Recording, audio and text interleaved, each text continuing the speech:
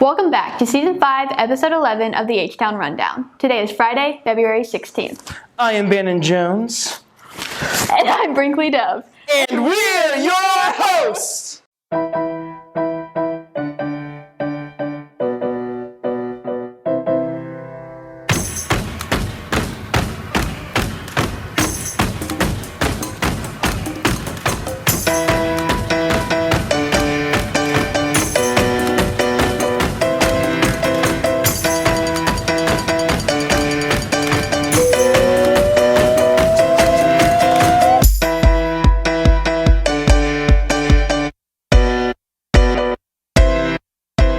We've got a jam-packed show for you, filled with love, laughter, and a whole lot more. But first, let's take a look at what Cupid left us with weather-wise. Here's Abby Matlock with a look at the upcoming forecast.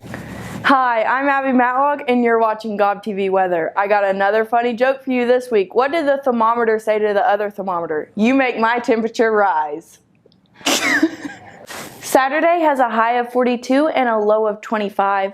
Sunday has a high of 54 and a low of 30. Monday has a 30% chance of rain and a high of 56 and a low of 37. Tuesday is partly sunny with a high of 67 and a low of 45.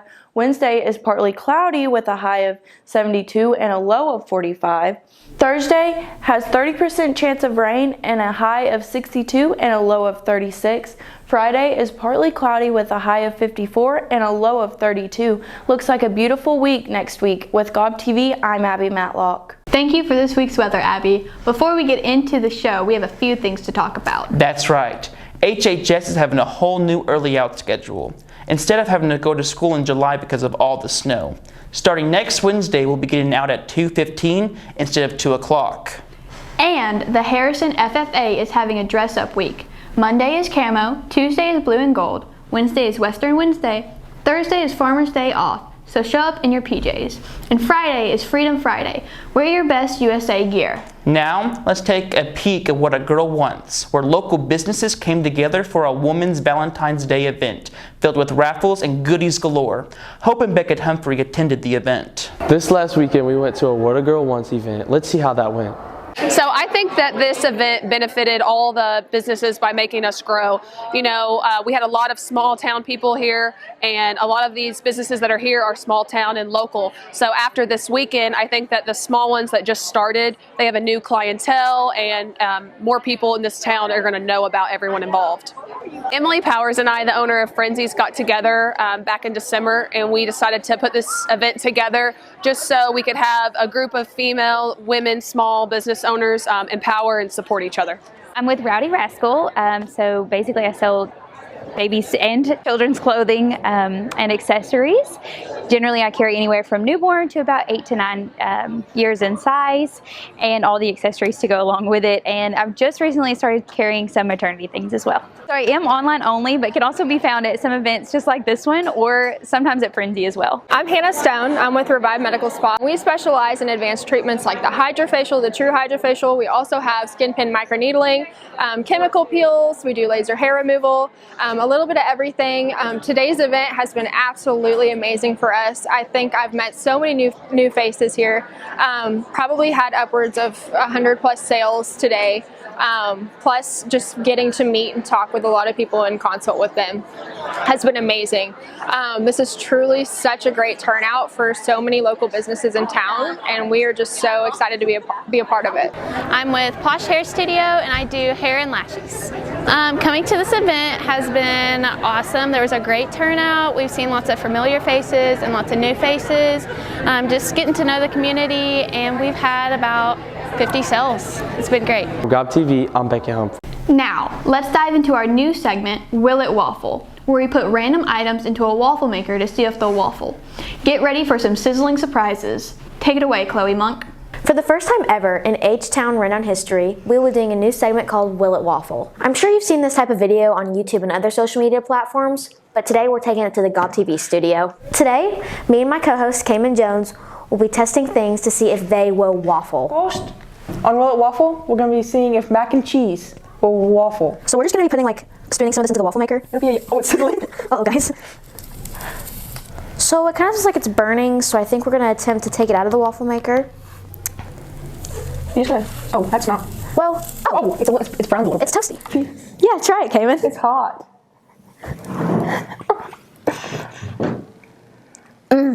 Is it good?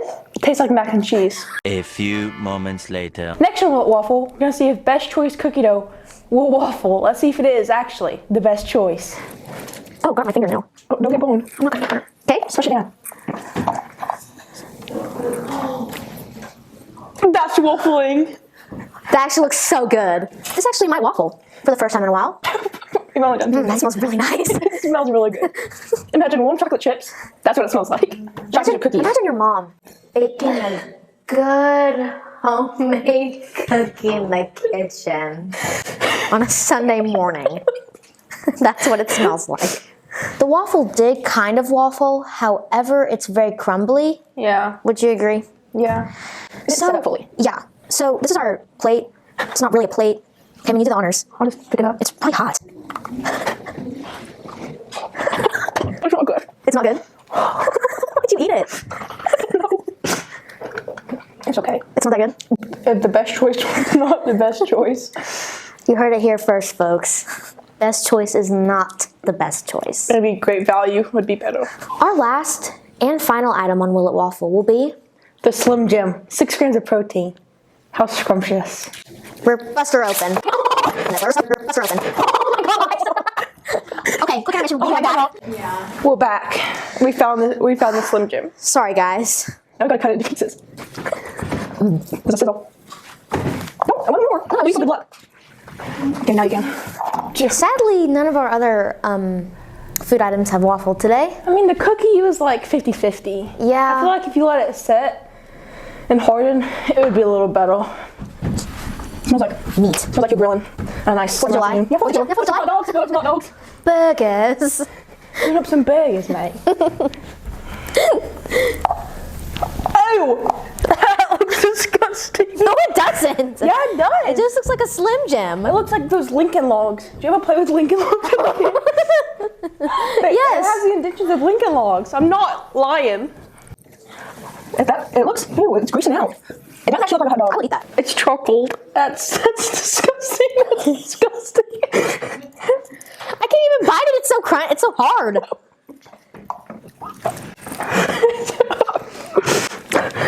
I think this was an overall success. We turned Slim Jims into Lincoln Logs, and they tasted pretty good, I think. Well, I guess that's all we have for you guys today. Anyway, that's it on Will It Waffle. Have a good day. Looks like things are heating up in the kitchen. Let's turn our attention to the high school dance team who's hosting a clinic for girls interested in learning some sweet moves. Here is Brinkley Dove with the clips. The HHS dance team hosted a dance clinic. Here's how it went. This event was really successful this year. I think we added about 10 members, so we went from 40 to now, a little over 50, so we're really excited. We have been doing 2 days of clinics, so they've been working on a dance for 2 days, and then that 3rd day they get to showcase it. Oh, it's very beneficial for the participants. Most kids really love to dance, and they don't really get to showcase it. Maybe they don't get to take dance class, maybe they do, but either way, this gives them a great opportunity to showcase their talent to the crowds of Harrison High School. So I want to continue this for as long as I can. I think the dance clinic is super important to showcase that these kids really love to dance. This clinic is for ages 4 to 6th grade, and it's so they can have an experience with the dance team and they get to perform at one of our basketball games this Friday. This fundraiser is to help us get new uniforms and new palms and just whatever we need for our dance team. It's been really fun. We've been dancing. It's cool that all these girls, especially the little kids, the people in kindergarten, learned this dance in 2 days. I'm super excited to perform in front of everyone. From Gob TV, I'm Brinkley Dove. Don't forget, you can catch these kids in action at halftime of the Goblin game tonight when they perform what they learned this week. With state just around the corner, our teams are leaving it all out on the court. The Goblins are currently ranked number 5 in conference with a 5 win and 6 loss. Same as the Lady Goblins, but with a 4 win and 7 loss. Winning tonight's game may push them up to the 4th spot. Love may be in the air, but so is the competitive spirit. Basketball state isn't the only thing that's happening. Bowling competed in state this past week. Here's J.R. Chrisman with a recap of how that went. This is J.R. Chrisman from GovTV here to give you the recap of the bowling season. Despite only being in the second year of playing, the Harrison Goblin bowling teams are making a repeat trip to state. So I'm super proud of both teams this year. We made it to state 2 years in a row. It's our first 2 years. So we've locked in and we have some natural athletes and we have a lot of practice. Everyone practices on their own and we go to our practices, so they've taken it upon themselves to be better, and I can't be more proud of them. See, most challenging thing for both teams this year was just staying consistent. I felt like this year we didn't have everybody just have that game where they all clicked at the same time. Also, I felt like last year we were hitting more pins in the 10th frame, getting more strikes, and this year I just felt like we weren't getting that too much. I think the team struggled with when one or two people, when you get a strike, they would bring it onto everyone else and they'd be negative. But then our team exceeded with me. Like a couple people get strike, the whole team starts getting in a rhythm, and we all have good vibes and we're all cheering for each other. As a team, I think we all excelled in everything, and we struggled mostly with Baker. I struggled with getting spares this year, and I excelled most at getting strikes. Our win rates with the other teams is 6 wins, 5 losses for the guys, and 6 wins, 5 losses for the girls. The guys were 5th in conference and 10th in state, and the girls were 2nd in conference and 7th in the state. We will be needing some guys next year for the team, so be sure to keep an eye out for tryouts. This is J.R. Chrisman. Hope you all have a great day. I'll see you in the next one. Geez, a lot of our programs are going to state. And we aren't done yet. FBLA is also in state. Here's Riley Crow with more about it. FBLA recently went to districts. Let's see how that went. This past month, the FBLA group went to Mountain Home and competed in our district competition to qualify for members to compete at state. We had 28 people qualify to compete at the state level, and that is about 10 more than last year. Last year we had 2 people qualify to go to nationals, with one of them being a national finalist. We are hoping to build off of that this year with more people at state making it to nationals and being able to go back and hopefully represent Harrison at the national level in Orlando later this year. This is my first year of FBLA. This is also my first year of FBLA. Our event is sports and entertainment management. We picked this event because we thought we have the most experience with, obviously sports since we play, and we wanted to face the challenge. To help our members prepare for the competition, we are reaching out to community members who are professionals in those areas, and they're going to meet with them and help them prepare and do everything they can to give them the resources to be successful. I've been in FBLA for the past 3 years. I started my sophomore year. I've been in FBLA for the past 2 years. I competed in job interview, so I had to submit a resume and a cover letter, and then I went in and competed in an interview with a panel of judges. I did the public service announcement. I had to complete a 30-second PSA on my own time, as well as a 7-minute presentation and a 3-minute Q&A for the judges. We had to persevere. I had a basketball game in Alma that day of the competition, so my mom had to take me up to the competition in Mountain Home, and then right after we got like 10 minutes to prepare, and then she had to take me right back to Alma, so I used to say that was quite a significant challenge in the making. In job interview, I placed 4th. In public service announcement, I placed 1st. Yes, there was one moment where I had to persevere. My event is a 3-person event, but I did originally just have one partner. 2 weeks before the event, there was something that happened with it coincide with our plans, so I then went through the event alone. We placed 2nd in our first competition out of, we don't know the exact number, but we know it's in the 15 to 17 team range, so pretty good for our first time. And because we placed 2nd, we have qualified for state and we'll be going to Little Rock at the end of April. From GovTV, I'm Riley Crow. Before we move on, is there anyone else going to state? Yes, band is performing an all-state band. Here's Bannon Jones with more on that. Harrison High School band students have been working really hard to achieve all-state. Here's some more information about all-state and the results. So for all region students at schools in our region of the state, we're in Region 6, and that stretches from Mountain Home all the way to Bentonville and Bentonville West. So students compete individually, they audition on their instrument, and there's a set number taken of each instrument. So it's not a percentage or anything like that. They'll take, say, like 6 saxophones in a band and like 12 trumpets or something like that. So students have music that they practice ahead of time, and they have scales, and then they have a sight reading exercise that they get 20 seconds to study. And then usually about the top third of each section from all region qualifies to audition at All-State. And so students from all the 9 regions, the top third from all 9 regions, have a very similar audition process at All-State. They play prepared music, scales, and sight reading, but then they're ranked against all the top musicians in the state on their instrument. And then the students that make that get to participate in the All-State Clinic in Hot Springs each year and play in bands with the best players from the state. And so this year we had 2 students make the All-State bands, and that was Alex Stevens on bass trombone and Charlize Adamos on clarinet. I made a concert band first chair. No, this is my second time I've made All-State. I made it last year. All-State has helped me gain a lot of friends throughout the state, like especially in Bentonville. And it just made me realize that music is super fun. For All-State Choir, I was 15th chair for bass 1, and for All-State Band, I was 2nd band first chair. It's definitely a very exciting experience, and getting able to perform with some of the best musicians in the state is going to be incredible. Congratulations to Charlize Adamos and Alex Stevens for making All-State Band. And for GobTV, I'm Brandon Jones. Congrats to all the kids who made it to All-State Band. I also think we have one more program who made it to state. I think you're right. Choir made it to All-State as well. Here's Matthew Elliott with a look on that. These choir students have been working hard to qualify for All-State all year. Let's go see how they accomplished that. Starting in January, we start after-school practices, but some of these students got their All-State music right after they finished All-Region and made the top chairs and knew they were going to be auditioning.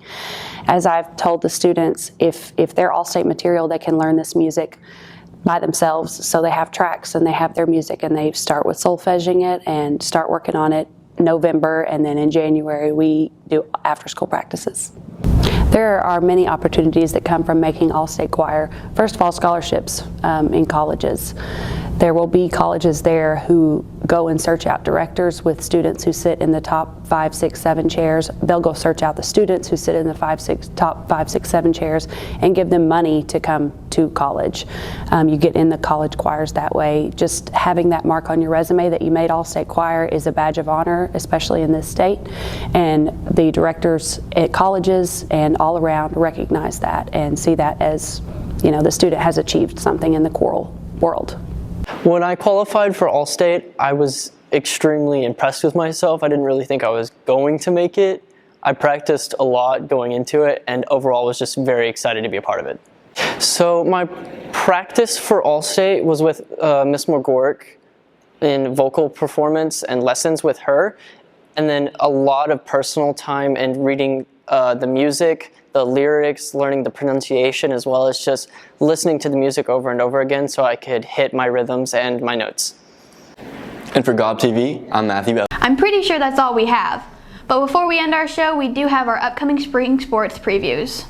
With soccer season right around the corner, I went and talked to some of the soccer team. Let's see how they're doing. So last year we had a tight-knit group of girls. They did a lot of team bonding things together, like team meals and whatnot. So we plan on doing some more of that stuff. Well, with low numbers, we do return a majority of our starters from last year. We expect to, again, make the state tournament, but the 5A West is still a very tough conference. Boys-wise, our numbers this year are a whole lot bigger than we've had in the past, so a lot of the new kids, so we have to, again, do a lot of team bonding things that with them as we do with the girls. Russell and Van Buren, they're considered one of the top 2 teams in the state. Russell, defending conference champion and state champion. Van Buren always is battling for a conference title and the state championship also. We expect the boys to, again, compete for one of the 4 playoff spots. I think the season's going to go really good. I think the whole season we're going to be like getting better each game. And then I think we're going to be happy with the way it ends. In practice, we've been doing like big sided scrimmages just to get in shape for our season because we play next Thursday. All right, I think this season's gonna be great. We got a good soccer team going on. We've got a bunch of great players, great team, great coaches. First game is Thursday, February 22nd, our benefit game with Fort Smith Southside. and it is at home at FS Garrison Stadium. With GOB TV, I'm Abby Matlock. Lady Goblin softball begins February 27th. Here's how they've been preparing. We are really excited about just getting out on the field, competing, getting all our girls together. We're still missing a few from basketball, and so once games start, getting to see everybody together out on the field and just see what kind of team we're going to be. We have good players and good coaches, so I'm pretty confident in it. We all get along and we all care for each other, and we're just going to be there for each other no matter what. With our team, as long as we're together, whether we're on or off the field, we're just having a good time. We have such a good atmosphere and we all just love each other so much. I think that the team has good chemistry and they're working hard and working in the same direction. Our senior class is very talented. Riley Keel is a returning All-State player. I think this season will go pretty well, and I think it's going to go better than most people expect. We still have a lot of good players, and I think we're going to get a lot of wins in. I'd say our games are pretty interesting and fun. We're pretty entertaining, I'll say that. There's a lot of passion in our softball team. You can see that in the way that we play, and I think that you'll definitely enjoy watching us play. We're ready. Let's go. Ready to get the season going. From GOB TV, I'm Ashley Pouncey. The best part about coaching this team up until this point this year is their work ethic. They come to work every day. We kind of had a rough year last year. We were really young. They're a year older, and they know how to practice, and they know how to compete now, and I'm really looking forward to this season. And we start after Thanksgiving throwing. Preparing for a season like this takes a lot of time, especially in this sport. There's so many skills that we have to develop, so we try to hit most of them every day in practice. Our goal is always to win the conference. We want to make the state tournament this year. It's here in Harrison, so our goal as a team is to win our league, get in the state tournament. It's a brand new year. That was a jam-packed show. It sure was, Bannon, but that's all we have for today. From GOB TV, I'm Bannon Jones. And I'm Brinkley Dove. And we'll be seeing you!